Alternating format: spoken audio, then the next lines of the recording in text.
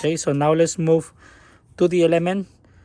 But also remember, guys, since you're adding all this much like clearance or gap to your car, then once you install it, you might run to like a problem that aligning this ball to the hole that you're supposed to might be not too easy, but I will show you also a trick what is going to make it so easy. So let's move now to the element.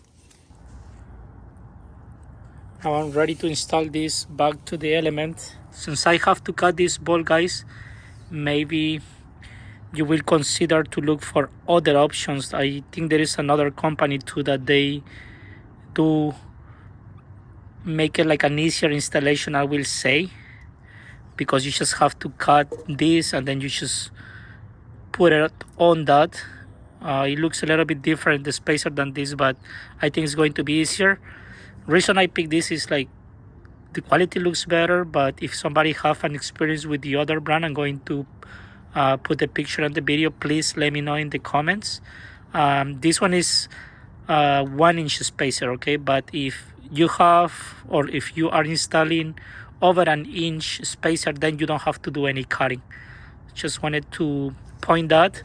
And also, guys, highly recommend you to, if you are doing this lift, make sure the other parts of your suspensions are good, like trailer arms.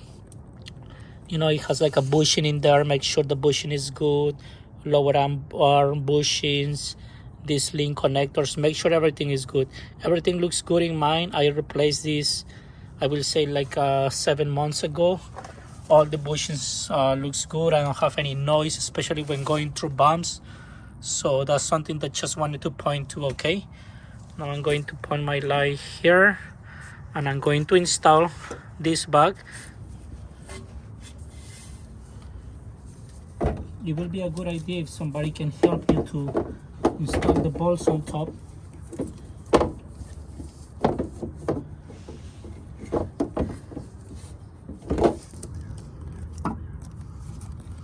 And when I install this bag, guys, then I noticed that when that seal or O-ring is in the strut, then it doesn't go on the flat part, it goes like inside. You can see like it has a channel, so that's where I'm going to install this bag. And then after install this bag, I'm just going to put the strut back. Just wanted to point that. And now let's try again to install this bag. So the trick I wanted to tell you guys when installing this is that since now we have all this much gap or space, then it's going to be harder to align it with the hole right here where the big ball goes, right here. So what I have to do is try to push this down the most I can, but if you try to push it like this, then you will notice that also this link is adding some kind of like pressure, and also will be a good idea to loose this out a little bit. So what I did is I loose here, it's already loose. I leave it loose, I left it loose so to speed up the video. And you can always move this too, so that way this part of the spindle can go down and it's going to give you more clearance. And also remove the nut that holds this one and just remove it, so it's going to make this easier to push it down or up when you need to do that to install the big ball back in here. So I'm gonna go ahead and do that. Okay, also won't be a bad idea if you want to remove this, but when you're doing that, just make sure that you don't push too much, because you don't want the axle, if you have an all-wheel drive car, that the axle like turns apart. If you have a two-wheel drive, you should be okay, but if you do have an all-wheel drive, just make sure you don't like end up breaking this. So that's one of the reasons to I using a jack stand. That way I can kind of control this up and down when I need to. So let's remove this. to be easier to remove this. There we go. Like I say, playing with the floor jack up and down helps a lot when doing this job. And then for the adjuster arm, I already opened it. Anyways, this one is going to be aligned as soon as I finish this job. Basically, if you have a bigger lift or you feel like you need to remove this ball, then make sure that after you adjust this and reinstall this, not when the car is lift, but when the car has the weight on it. Okay, that's the best way to tie this. So now let's see if I can have more space than before. You see now how easier it is to move the whole arm, and that's going to help a lot when reinstalling that big ball in the bottom. Okay.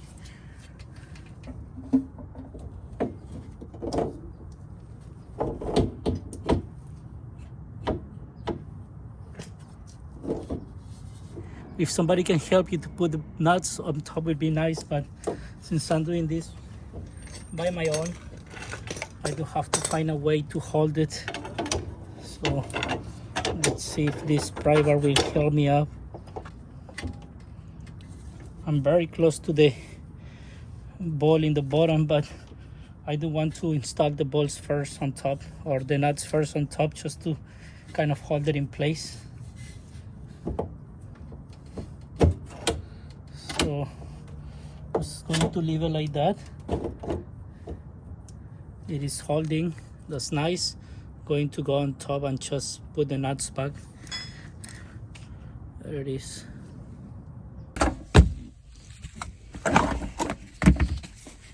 So I already stopped this.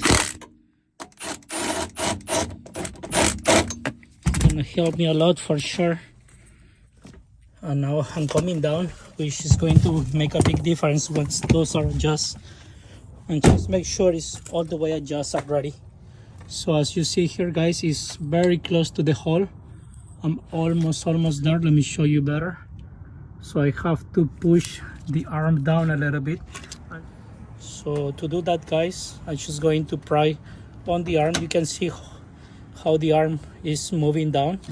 Or also, like, if somebody kind of help you to push this down also, it will be a good idea, but I'm by my own, so I have to do this and then try to fish this ball into the hole. Okay, so it's not too bad, because like I say, I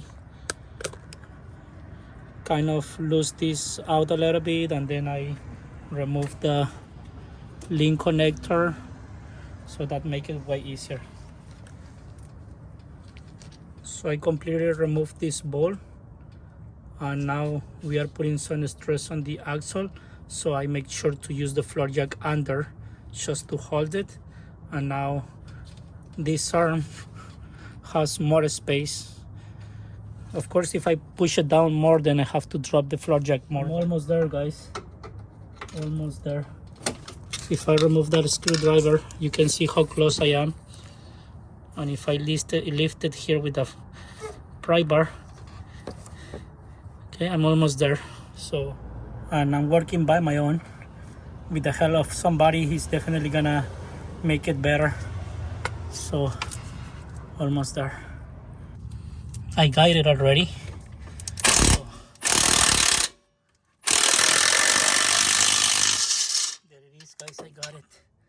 You can see the other end right there. So that's good. Harder part is done. Now let's just install this back. As you see, the stress of the axle, but I'm okay with it, holding it by the floor jack. So now let's install this back. Now that I installed this ball back, I'm not going to tie this until all the weight of the car goes down. That's the proper way to adjust this. Now I'm going to install this back. Remember, guys, that doing this makes a huge difference when you want to install it back. It's a good idea to use some brake cleaner, because I was touching this and I don't want to damage my brake rotors. Also, it's a good idea to make sure The axles boot, they look good. Everything looks good over there too. I was very carefully to don't damage it. Let's start the wheel back. Wheel is back, guys, and another tip is that if you come here, you can see it's not much gap from the tire to this part of the frame. It's a small gap, maybe like half an inch or less, like a half an inch I will say. So remember, if you move this, then if you move it too much, it might hit it and you might have problem to install the tire back. So if you see there is, I have this loose, so I can move it so it won't hit.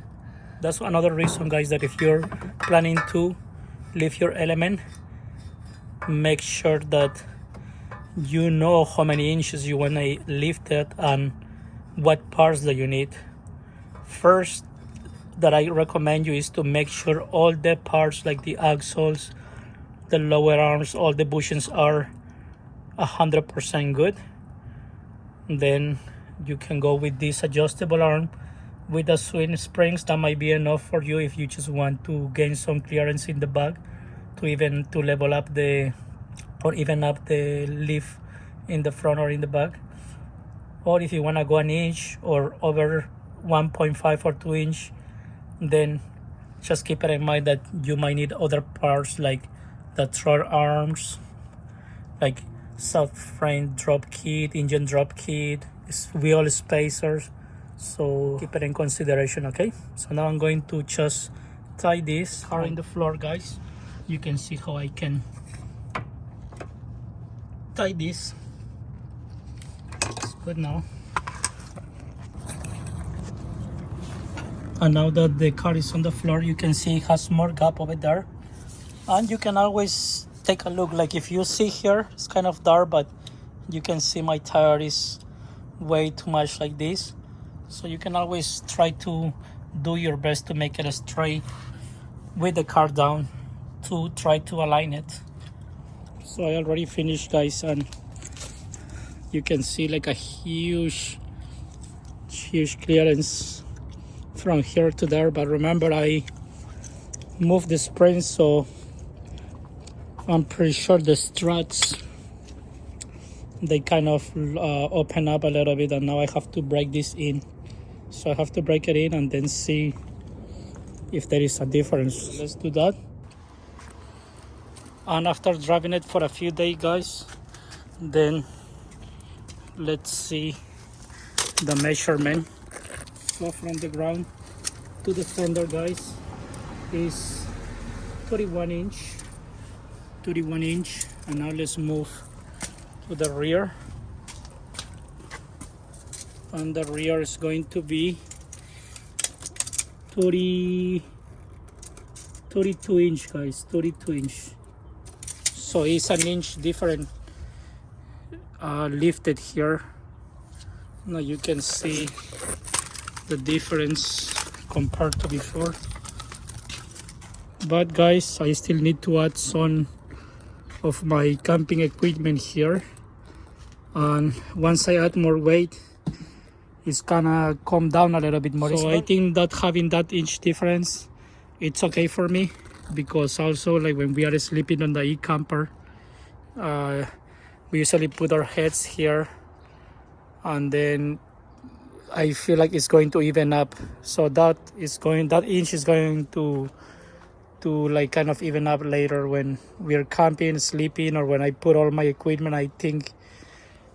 And also I need to still put some fuel here, and I'm adding a water tank right here. I'm still thinking if I should buy one of these ones, but a smaller one, like a gallon one, or just add my water pour right here. We'll show you how it looks with the water pour. So there it is, guys, the water pour.